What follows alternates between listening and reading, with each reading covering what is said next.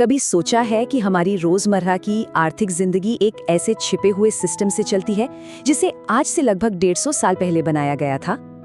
हाँ, एक ऐसा सिस्टम जो आज भी हर पल हमारे चारों तरफ काम कर रहा है। चलिए आज मिलकर इसकी परतें खोलते हैं।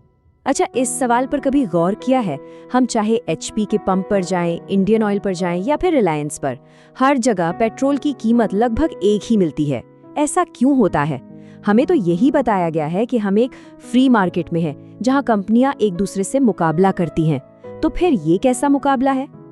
देखिए, कागजों पर तो पेट्रोल की कीमतें डीरेगुलेटेड हैं, मतलब कंपनियों को अपनी मर्जी से दाम तय करने की पूरी आजादी है। लेकिन असल में होता क्या है?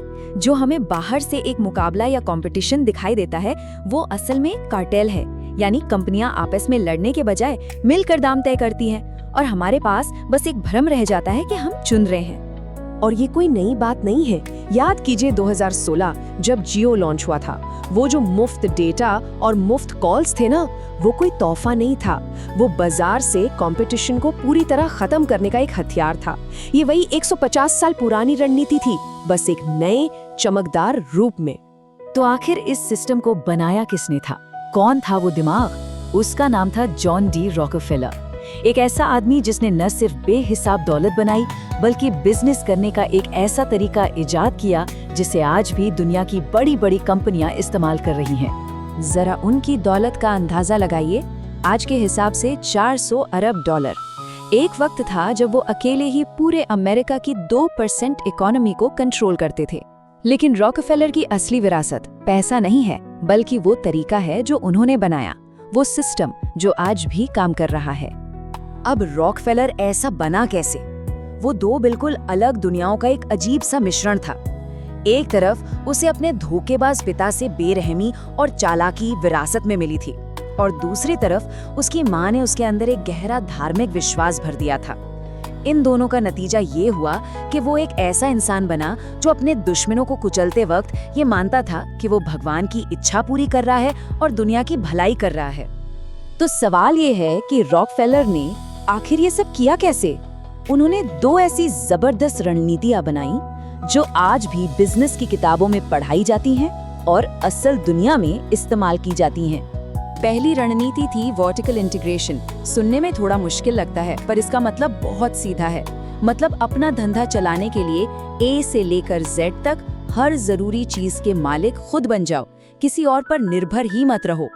चलिए इसे एक चाय वाले के उदाहरण से समझते हैं। सोचिए, एक चाय वाला है। अगर वो चाय की पत्ती, दूध, चीनी और कप बनाने वाली फैक्ट्री सब कुछ खुद ही खरीद ले, तो क्या होगा? बीच के जितने भी बिचौलिए हैं वो सब हट जाएंगे और उनका सारा मुनाफा सीधा चाय वाले की जेब में जाएगा। रॉकफेलर ने तेल के धंधे में बिल्कुल यही किया। तेल के बैरल बनाने से लेकर उसे ट्रांसपोर्ट करने तक सब कुछ अपने कंट्रोल में ले लिया। और फिर आती है दूसरी और भी ज्यादा आक्रामक रणनीति, हॉरिजॉन्टल कंसोलिडेशन। इसका मकसद सिर्फ एक था, अपने हर एक कंपेटिटर को या तो खरीद लो या फिर उसे इतना बर्बाद कर दो कि वो बाजार से ही बाहर हो जाए। मैदान में सिर्फ एक ही खिलाड़ी बचना चाहिए। और इस रणनीति का असर कितना भयानक था, इसका अंदाजा आप क्लीवलैंड हत्याकांड से लगा सकते हैं। 1872 में सिर्फ कुछ ही महीनों के अंदर रॉकफेलर ने क्लीवलैंड शहर की 26 में से 25 तेल रिफाइनरियों पर कब्जा कर लिया। जो बिकने को तैयार नहीं हुए, उन्हें दिवालिया होना पड़ा। रॉकफेलर के अपने शब्द उनके इरादों को बिल्कुल साफ कर देते हैं। वो कहते थे कंपटीशन एक पाप है। मतलब वो मानते थे कि बाजार में होड़ करना, एक दूसरे से लड़ना, ये सब वक्त और पैसे की बर्बादी है। उनके हिसाब से किसी भी इंडस्ट्री का असली और आखिरी मकसद सिर्फ एक होना चाहिए, एकाधिकार यानी मोनोपोली। अब इतना बड़ा साम्राज्य चलाने के लिए रॉकफेलर को एक कानूनी तरीका भी चाहिए था, तो उन्होंने एक शानदार तोड़ निकाला, ट्रस्ट का आइडिया। मतलब कागज पर तो दर्जनों अलग अलग कंपनियां थीं, लेकिन उन सबका कंट्रोल एक ही जगह से यानी रॉकफेलर के हाथों से होता था। आपको पता है, आज की जो बड़ी बड़ी होल्डिंग कंपनियां हैं, जैसे गूगल की अल्फाबेट या फेसबुक की मेटा, उनका ढांचा इसी आइडिया पर बना है। चलिए अब इतिहास से निकलकर सीधे आज की दुनिया में आते हैं और देखते हैं कि कैसे ये 150 साल पुरानी रणनीति, ये पूरा का पूरा सिस्टम आज भी जिंदा है और पहले से कहीं ज्यादा ताकतवर भी है। जरा इन दो घटनाओं को एक साथ रखकर देखिए। 1872 में रॉकफेलर ने केरोसिन के दाम गिराकर अपने प्रतिद्वंदियों को खत्म किया और 2016 में रिलायंस जियो ने डेटा और कॉल्स मुफ्त देकर बाकी टेलीकॉम कंपनियों को बाजार से बाहर कर दिया। तरीका बिल्कुल वही, बस जमाना और प्रोडक्ट अलग था। ये टेबल बिल्कुल साफ साफ दिखाती है कि कैसे धीरूभाई अंबानी ने रॉकफेलर के तरीकों को भारत में लागू किया। वर्टिकल इंटीग्रेशन के जरिए कपड़ों से लेकर तेल तक की पूरी सप्लाई चेन पर कब्जा, हॉरिजॉन्टल कंसोलिडेशन के जरिए जियो से टेलीकॉम बाजार पर कब्जा और रेगुलेटरी कैप्चर यानी अपने फायदे के लिए सरकारी नीतियों पर असर डालना। खेल वही था, बस खिलाड़ी बदल गए थे। और ऐसा बिल्कुल मत सोचिए कि ये सिस्टम अब पुराना हो गया है। अरे आज गूगल जैसी टेक कंपनियां बाजार पर इतना कब्जा कर चुकी हैं जितना शायद रॉकफेलर ने भी नहीं सोचा होगा। आज पूरी दुनिया के सर्च मार्केट में गूगल का 92% हिस्सा है। ये रॉकफेलर की स्टैंडर्ड ऑयल के 91% से भी ज्यादा है। अब आता है इस सिस्टम का आखिरी और शायद सबसे चालाक हिस्सा, परोपकार का इस्तेमाल। यानी कैसे बड़े बड़े चैरिटेबल फाउंडेशंस बनाकर टैक्स बचाया जाता है, पब्लिक पॉलिसी को अपने हक में मोड़ा जाता है और अपनी ये खराब इमेज को एक संत जैसी इमेज में बदला जाता है। ये मॉडल रॉकफेलर ने ही शुरू किया था। आज दुनिया का हर बड़ा अरबपति इसे इस्तेमाल करता है। देखिए, ये सिर्फ दान देना नहीं है, ये एक बहुत ही सोची समझी रणनीति है। इससे टैक्स बचता है, इमेज सुधरती है और साथ ही उन नीतियों को बढ़ावा दिया जाता है जिनसे घूम फिरकर खुद की ही कंपनियों को फायदा हो। तो अब सवाल ये उठता है कि इस पूरे बड़े खेल में एक आम इंसान कहाँ खड़ा है। सच तो ये है कि ये सिस्टम हर रोज हम सब से संपत्ति खींच रहा है और इससे बचना लगभग नामुमकिन है।